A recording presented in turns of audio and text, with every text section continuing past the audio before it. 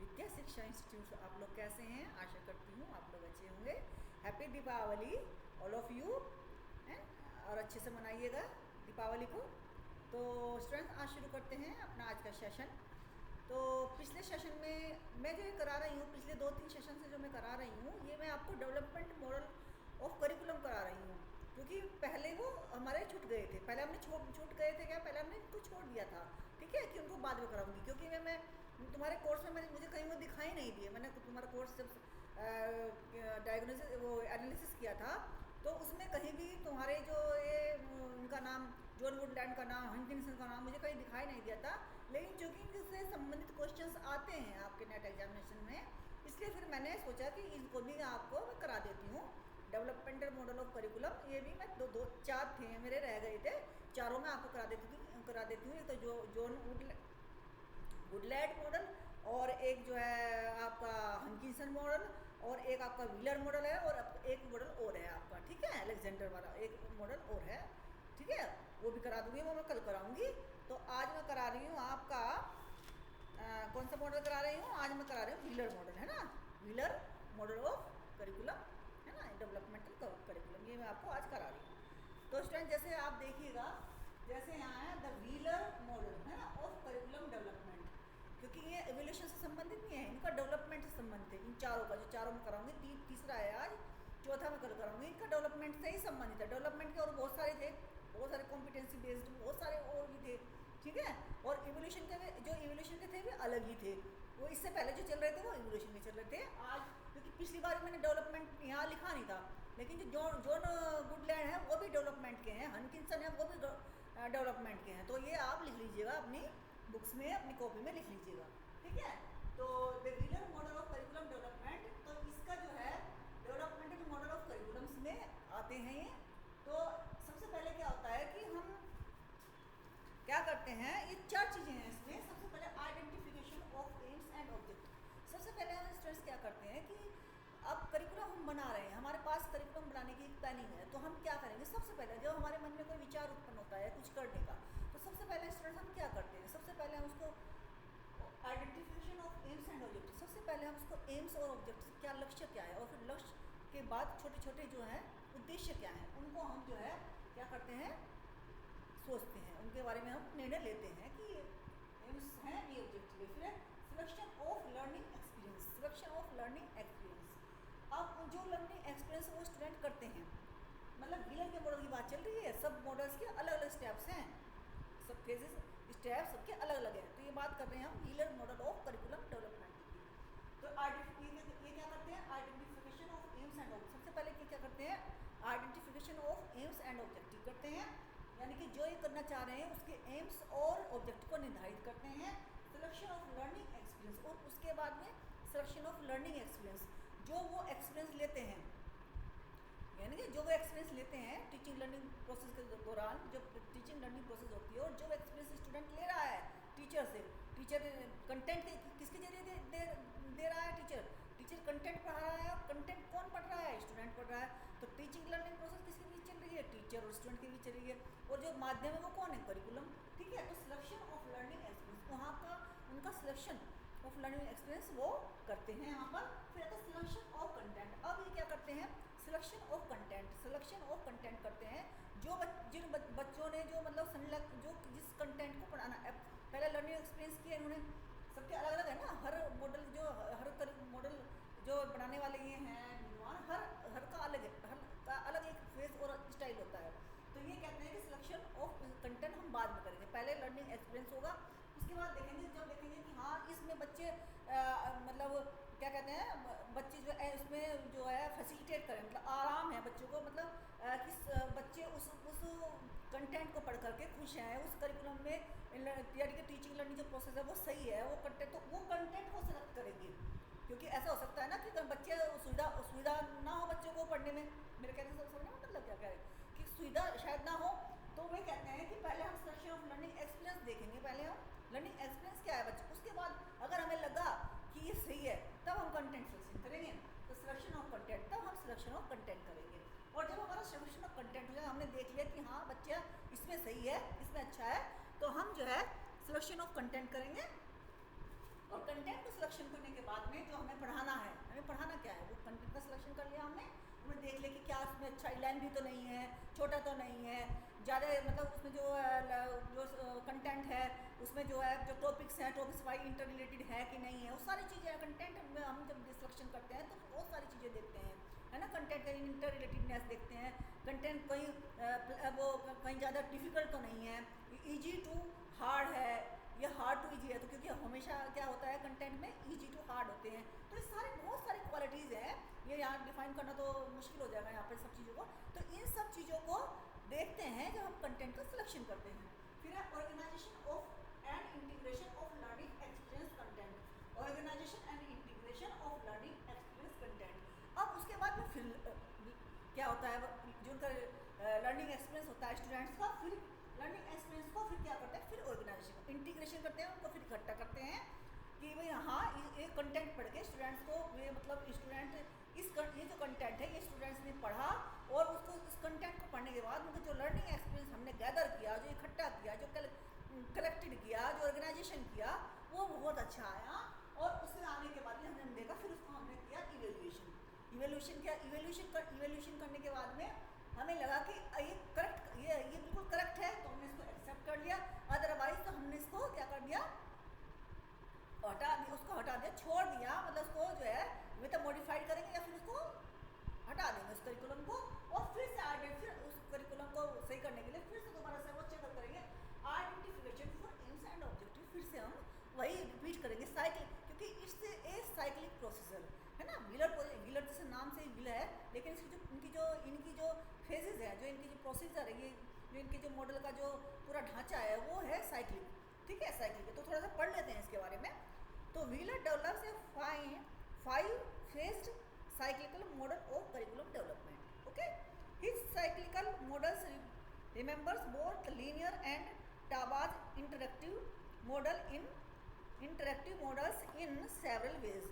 हमें क्या है कि हमें इससे जो टाबा का जो मॉडल था थोड़ा थोड़ा हमें उसके बारे में भी इसमें पता लगता है। कैसे पता लगता है कि वहाँ पर तो जो सिलेक्शन ऑफ एक्सपीरियंस था वो यहाँ था, और जैसे कि टाबा में ये चीज़ यहाँ थी और ये चीज़ यहाँ थी। अगर मैं इसमें कुछ भी निशान लगाऊंगी तो आपको ये भी समझ में नहीं आएगा फिर, तो इसलिए मैं इसमें नहीं बताना चाह रही, अभी ये कोई निशान नहीं लगाना चाह रही।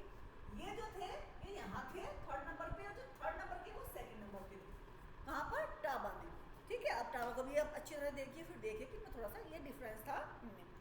और चूँकि ये लीनियर भी है ना, सेवरल वेज में उन जैसा मिलता जुलता है। The following are essential components of Wheeler model. कुछ जो कंपोनेंट्स हैं, जो मतलब मोस्ट इम्पोर्टेंट कंपोनेंट्स हैं, वो मैंने यहाँ पर लिख दिए हैं, वही इसमें लिखे हुए हैं, ठीक है। तो अब एक बार और मैं आपको थोड़ा डिटेल में कर देती हूँ, जो आप मैं ओरली बताया है, लेकिन थोड़ा सा और डिटेल में आपको, लेकिन जिससे कि आप नोट्स बना सकें, अपनी कॉपी में लिख सकें, जो जहाँ आपको आवश्यकता हो। ओके, तो इसमें जो है अब इसमें सबसे पहले इसमें देखते हैं aims goals and objective must be chosen, है ना, must be chosen. Educated must select learning experience, ये भी हो गया। Content selection which delivers specific type of experience, very good.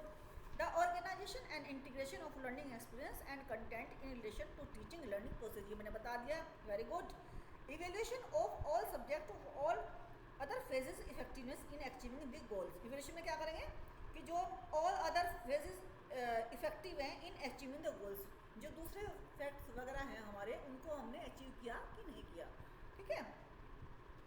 This model delineates a cyclic and continuous process है, पहले ये होता है, फिर ये होता है, फिर ये होता है, फिर ये होता है, अगर सही नहीं होता फिर ये होता है, फिर इस तरीके से ये एक डेलिनेट क्या है, डेलिनेट दिस मॉडल डेलिनेट्स ए साइक्लिक रूपरेखा है, साइक्लिक एंड कंटिन्यूस प्रोसेस।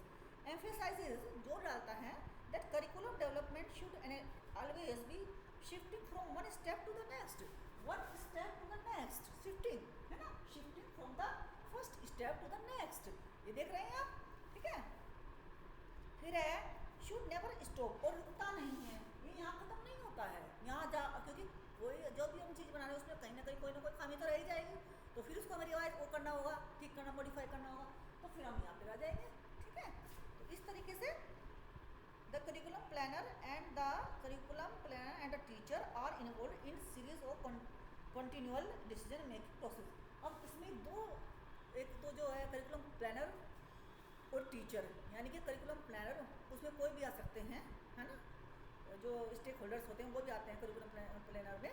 तो उसमें से एक आ गए टीचर आ गए और एक करिकुलम प्लानर है। वे दोनों क्या करते हैं, वो इन्वॉल्व होते हैं series of continual decision making process, कि हमें ऑब्जेक्टिव क्या बनाने हैं, फिर उसका लर्निंग बिहेवियर क्या प्राप्त करना है, कंटेंट का सिलेक्शन क्या करना है, इवैल्यूएशन क्या करना है, ऑर्गेनाइजेशन ऑफ कंटेंट सिलेक्शन, इन सब चीज़ों को फिर से हमें गैदर करते हैं। और about a wide range of elements in wheeler approach, wide range of elements मतलब वाइड रेंज होती है एलिमेंट्स की, ठीक है, which is considered dynamic rather than static. Dynamic गतिशील है क्योंकि बदलाव होते रहते हैं, है ना, बदलते रहते हैं ना, और फिर अंत में भी एक जगह स्टैटिक नहीं है कि इवोल्यूशन कर लिया हाँ बस खत्म, यहाँ पर नहीं, फिर दोबारा सही वही रिपीट होती है। Because of its broader application, Wheeler advised that educator must use this technique in all curriculum development at any level. Because of the broader application, Wheeler advised that educator must use this technique in all curricular development at any level. यानी कि किसी भी level पर इसको क्या है कि use कर सकते हैं, किसी भी लेवल पर यूज़ कर सकते हैं ना। Broader Wheeler advised that educator must use this technique in all curriculum development, किसी भी प्राइमरी लेवल पर, सेकेंडरी लेवल पर, हायर लेवल पर, किसी भी लेवल पर हम इसको यूज़ कर सकते हैं इस तरीके को। This model has several advantages. The cyclic model respond to changing needs which necessities continuous updating of the curriculum process. और जो जैसे जैसे नेसेसिटीज़ का हमें पता लगेगा और जैसे जैसे अपडेटिंग के बारे में पता होगा, करिकुलम अपडेटिंग के बारे में पता होगा, तो हम इसमें कार्य करते रहेंगे, उन चीज़ों को अडोप्ट करते रहेंगे और एडेप्शन भी करेंगे। अडोप्शन एंड एडेप्टेशन, अडोप्ट करेंगे पहले कि हाँ भाई ये चेंजेज आ रहे हैं, अपडेशन करनी जरूरी है, और फिर उसको अडेप्ट कर देंगे, उसको परिवर्तन भी कर देंगे। Are considerable due to the dynamic nature of the system as long as there is good objective that is activity fulfil. जो एक्टिविटीज जो है, ये जो सब एक्टिविटीज हैं, ये क्या होगा कि due to the dynamic nature, क्योंकि डायनेमिक नेचर है ना, डायनेमिक बदलते रहते हैं ना, एक जगह स्टैटिक नहीं है, बदलते रहते हैं। तो dynamic nature of the system as long as there is good objective that the activity fulfil. वो गुड ऑब्जेक्टिव हमारा है कि हमारी जो सारी एक्टिविटीज हैं वो इससे फुलफिल होनी चाहिए। कोई भी एक्टिविटीज़ वो ऐसा ना हो कि पूरी ना हो, सारी एक्टिविटीज जितनी भी एक्टिविटीज़ हम करा रहे हैं इसमें चारों एक्टिविटीज ये से हमारी फुलफिल होनी चाहिए। ये करते हैं हम इसमें। जब एडोप्टेशन करेंगे तो उसका मतलब ये है कि चारों हमारी एक्टिविटीज़ में होनी चाहिए, यानी कि कंटेंट ऑफ सिलेक्शन ही रह गया एक्टिविटीज़ करते हुए, है ना, तो ऐसा नहीं होना चाहिए। The aspect of this curriculum model are such as inter related and interconnectedness. इस तरीके से ये जो आपस में है इंटर रिलेटेड है और जो है इंटरकनेक्शन है एक दूसरे का। तो स्टूडेंट्स ये तो हो गया आज आपका व्हीलर मॉडल। अब हम करते हैं अपने प्रैक्टिस क्वेश्चंस, ठीक है। 50 तक कल हो गए थे, आज हम 50 के बाद वाले करते हैं, है ना, आज हम 50 के बाद वाले करते हैं। आइए अच्छी तरह से देख लीजिए, आप कॉपी में उतारना चाहते हो कॉपी में उतार लीजिए, अच्छी तरह से देख लीजिए और अच्छी तरह से देख लीजिए। आप ऐसे भी देख सकते हैं और अच्छी तरह से देख लीजिए, कॉपी पे उतार लीजिए, ठीक है। आइए इधर बैठ जाइए, आइए।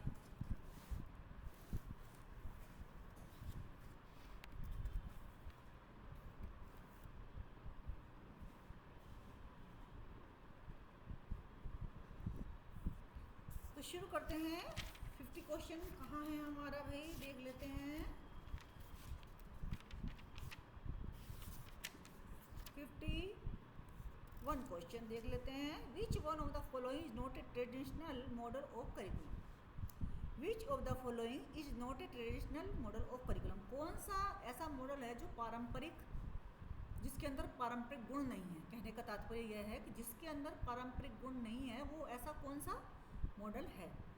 तो Hilda Taba model, administrative model, system analysis model, reconstructivist curriculum model.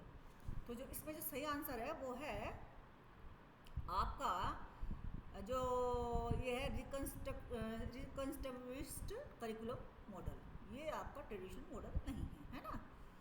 अब 4 दिए थे ना, Hilda Taba model, administrative model, system analysis model, तो ये इसका आंसर जो सही है वो रिकंस्ट्रक्टिविस्ट करिकुलम मॉडल है। मुझे बोला नहीं जा रहा, थोड़ा सा गले में कुछ हो रहा है, तो आप देख लीजिएगा, ये इसका सही आंसर है।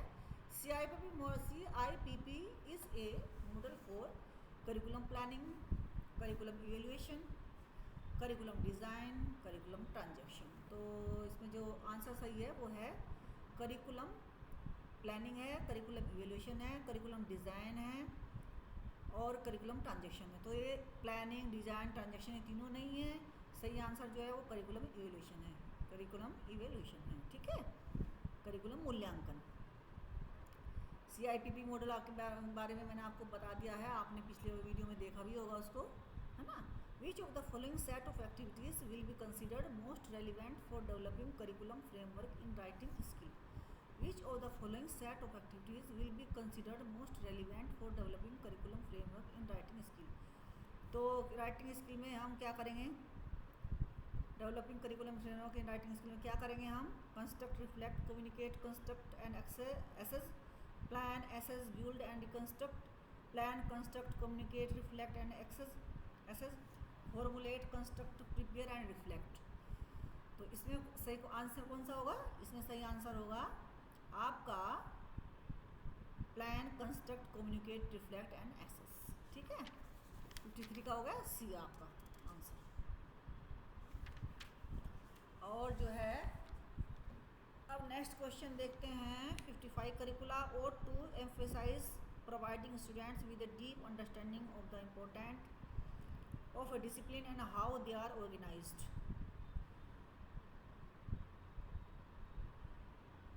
किस चीज़ की, और इम्पोर्टेंट के बाद में डैश लगा हुआ है ना, of a discipline how they are organized, तो किस चीज़ की, ये बताइए कि curricula ought to emphasize providing student with deep understanding of the important concepts, facts, content, theories. बताइए इसमें सही आंसर कौन सा होगा, इसमें कॉन्सेप्ट्स। क्या बताना चाह रहे हैं इसमें कि curricula ought to emphasize providing students, deep understanding हम किसकी करते हैं, डीप अंडरस्टैंडिंग। यहाँ पर ये देख लीजिए, यहाँ पर ये देखना बहुत जरूरी था कि क्या क्या रहे हैं यहाँ पर, ये बोल रहे हैं कि deep understanding of the important concept, क्योंकि फैक्ट्स तो आप मेमोराइज करते हैं, थ्योरीज को भी आप लर्न करते हैं, कंटेंट्स को भी आप, तो यहाँ जो डीप अंडरस्टैंडिंग आ गया ना यहाँ पे वर्ड, तो इसकी वजह से यहाँ पर कंसेप्ट आएगा, okay. 56 the following are essential consideration for curriculum development, the following are essential consideration for curriculum development, कौन सा, arrange them in a sequential order, arrange them in a sequential order, the following are essential consideration for curriculum development. कौन से 4 considerations हैं, ऐसे हैं जो समझ है, 4 ऐसी समझ है जो कि करिकुलम डेवलपमेंट में आवश्यक है, कौन सी है, formulating intended learning outcome, suggesting methods to accomplish intended outcome, assessing of characteristics and need of learners, analyzing issues problem need, या फिर identifying the important and relevant content। तो क्या आंसर सही होगा इसमें, हम क्या क्या कर रहे हैं, करिकुलम डेवलपमेंट पढ़ रहे हैं, मॉडल भी पढ़ रहे हैं, तो उसमें पढ़ क्या रहे हैं, बताइए क्या देखते हैं उसमें डेवलपमेंट में, क्या क्या देखते हैं हम, बताइए इसमें क्या क्या देखते हैं।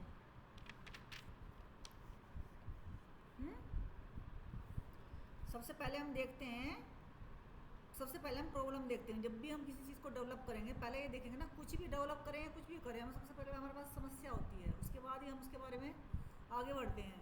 तो सबसे पहले हम देखेंगे एनालाइजिंग इश्यूज, और किस पे करेंगे, डेवलपमेंटल में। डेवलपमेंटल को आप अच्छी तरह से पढ़िएगा, एनालाइज इशू, फिर हम करेंगे assessing of characteristics and needs of learner की नीड्स देखेंगे। उसके बाद में फॉर्मुलेटिंग इंटेंडिंग लर्निंग आउटकम्स, फिर उसके जो है आउटकम्स क्या आए, फिर उसके बाद में हम देखेंगे identify the important and relevant content, है ना, और फिर हम बाद में करेंगे बी, यानी कि suggesting method to accomplish intended outcomes. ठीक है, तो इस तरह आंसर जो होगा बी होगा, इसका सही आंसर जो होगा वो होगा इसका बी। ठीक है, अब आ जाते हैं 57 के ऊपर। Given below are two statement, दो स्टेटमेंट दिए गए हैं, बहुत अच्छे से ध्यान से इसको सुनिएगा। Tyler model of curriculum is based on 4 components. Tyler का मॉडल पढ़ा के अभी हटी हूँ आपको 2-3-4 वीडियो पहले। ठीक है, पर्पस देखना आप, जब मैंने कराया आपको Tyler model, purpose, experience, learning experience को बहुत महत्व देते हैं, मेथड्स एंड इवोल्यूशन। ठीक है, देते हैं कि नहीं, इवोल्यूशन को भी देते हैं। अब है स्टेक्स जो है इवोल्यूशन, तो हर चीज़ का इवोल्यूशन होता है। आप देखिए कि सबने नहीं, अधिकतर इवोल्यूशन को किसी ने भी नहीं छोड़ा है। एक्सपीरियंस को, पर्पज को और इवोल्यूशन को, ये तीन तो आपको हर मॉडल में मिल ही जाएंगे। कोई एक्स्ट्रा दे देता है, कोई थोड़ा कम कर देता है, लेकिन ये तो आपको मिल ही जाएंगे मॉडल्स में। फिर Stake's model of curriculum evolution is based explicitly on the assumption that the concern of the stakeholder, those for whom the evaluation is done should be paramount in determining the evaluation issues. In the light of the above statements, choose the most appropriate answer from the option given below. कहने का तात्पर्य है, ये इनका जो meaning है कहने का वो ये है कि Stake's model of curriculum evolution is based on explicitly on the education that concern of stakeholder, those for whom the evaluation is done should be paramount in determining the evaluation issues। है ना, कि जो है curriculum हो जाए, stake model अभी मैंने कराया है आपको स्टेक का मॉडल, तो उसका ये बताइए कि सही है कि नहीं है। चूज़ करिए आप, दोनों स्टेटमेंट गलत हैं कि सही हैं, एक स्टेटमेंट सही है दूसरा गलत है, या statement is correct but statement second is incorrect, statement first is incorrect but statement second is correct. तो इनमें बताइए क्या है।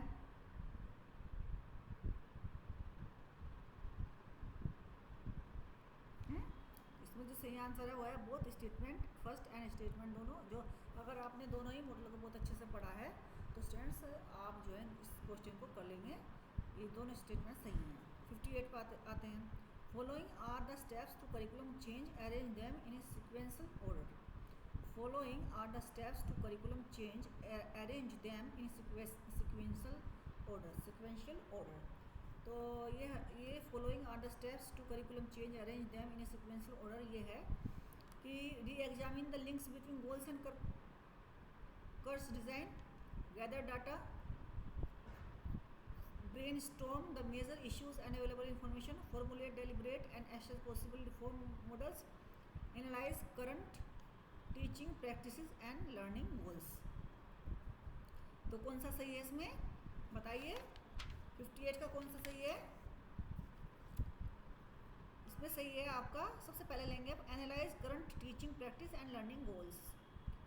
चेंज का मैंने अभी कराया नहीं, इसको देख लेते हैं, बाद में देख लेंगे इसको, थोड़ा अभी छोड़ देती हूँ इसको। आपको चेंज आपको कराया नहीं मैंने, चेंज वाला करिकुलम चेंज वाला मैंने कराया नहीं, तो ये हमारे लिए मुश्किल होगा करना, अब इसको नहीं कराती मैं। 59 देख लीजिए। Which is not example of curriculum change, ये करिकुलम चेंज का है। टू स्टेटमेंट, अच्छा ये देखते हैं 60। Given below are two statement, comprehensive content rich curriculum is a common feature of academically high performing countries. एक तो ये हो गया, और दूसरा ये हो गया, the impact of high quality curriculum can be significant and matters more to achievement in the lower level of schooling. High quality curriculum can be significant and matters most to achievement in lower level of schooling.